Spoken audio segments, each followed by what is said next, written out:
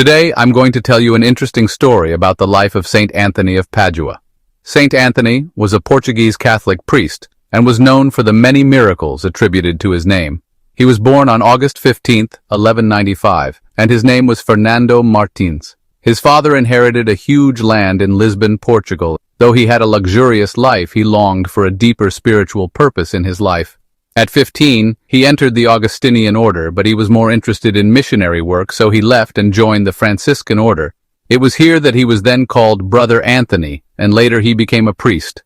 Because of his holiness and deep faith in God, Saint Anthony caused numerous miracles in his priestly life. One day, while he was preaching in Rimini, in the northern part of Italy, he found nobody was paying attention to his words.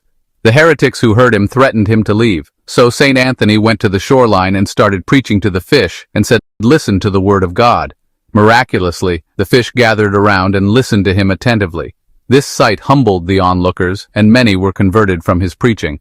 Another miracle happened when a heretic challenged Saint Anthony about the presence of Christ in the Eucharist. As they were arguing, a man with a mule sought to mock Saint Anthony. But when he showed the monstrance containing the Blessed Sacrament, the mule left the man and walked to the monstrance and bowed down. This miracle was famously called the miracle of the mule. Years later, a small chapel was built on the site where the mule bowed down, and was famously called the Temple of Saint Anthony, which is open for visits and pilgrimage. In another miracle, Saint Anthony was dining with heretics when he realized that the food they gave him was poison. The man admitted to attempting to kill him, but he challenged Saint Anthony to eat the food if he truly believed in the words spoken by Jesus in the Gospel of Mark 16:18, where it said, "And if they drink any deadly thing, it will not harm them." So Saint Anthony blessed the food and ate it, and he was not harmed. The heretics who saw this event were so astonished and left to believe Saint Anthony's deep connection with God. In his early 30s, Saint Anthony's health started to deteriorate due to chronic illness of his liver and kidney, which complicated to other illnesses.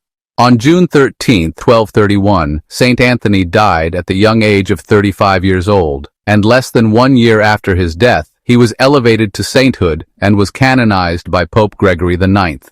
The following year, a basilica was built in his honor, and it is now called the Pontifical Basilica of Saint Anthony, which is located in Padua in Veneto, Italy. His body is also resting in peace inside this basilica, where millions of devotees visit from all over the world. Today, Saint Anthony is celebrated as the patron saint of lost items and lost people, and his feast day is celebrated every 13th of June. If you like stories like this, support us, follow, like, and subscribe.